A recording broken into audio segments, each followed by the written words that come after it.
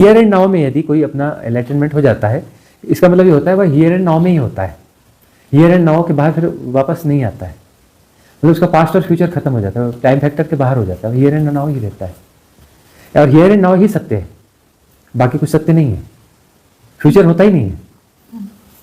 मैंने बहुत सारी कहानियां पढ़ी, फ्यूचर टेंस ये वो, मुझे समझ में नहीं आता कि फ्यूचर है कहाँ पे। मैंने तो हियर एंड नाउ ही जाना है, फ्यूचर तो मैंने कभी जाना ही नहीं, होता तो हियर एंड नाउ है, फ्यूचर तो होता ही नहीं है, पास्ट टेंस भी नहीं होता है, वो तो गया है, तो हियर एंड नाउ ही। लेकिन मन जो है, यदि आप मन के तल पे जी रहे हो तो फ्यूचर और पास्ट को जियोगे, हियर एंड नाउ को आप जी नहीं सकते। हियर एंड नाउ को यदि जीने लगोगे तो फ्यूचर तो खत्म हो गया, फ्यूचर तो होता ही नहीं है ना।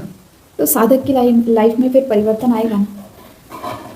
जब हियर एंड नाउ में जी रहे हैं तो गुणा भाग नहीं रहता, ये सारा गुणा भाग जो है ना, इसके पहले का है, उसके बाद ऐसा होगा ना, वैसा होगा ना, ये मन बोल रहा है, ठीक होगा कि नहीं होगा। तो आप जब भी ध्यान में जाओगे ना, ध्यान घटने वाला होगा ना, तो आपके मन में ये प्रश्न आएगा, उसके बाद तो नॉर्मल हो जाते हैं ना, ऐसा तो हो जाते हैं ना, चलो यहाँ से लौट जाते हैं, कल देखेंगे, हमेशा आप लौटाओगे क्योंकि आप इस मैट्रिक्स को जी रहे हो।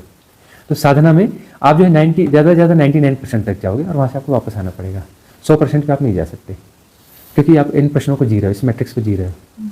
इस मैट्रिक्स को आप जब तक नहीं समझोगे, इसको सॉल्व नहीं करोगे, छलांग नहीं लगेगी, है ना। वो पानी उबलता है ना, उबाल नहीं मार पाएगा, 1-2 डिग्री पहले से चाहे लौटाओ, लेकिन लौटाओगे, समझना ही पड़ेगा। जब तक गुणा भाग है, ऐसा तो हो जाता है ना, वैसा तो हो जाता है ना, फलाना तो हो जाता है ना, ये गुणा भाग है, ये लौटा लेगा, ये गुणा भागी वापस वहीं 0 पे पहुंचा देता है ना।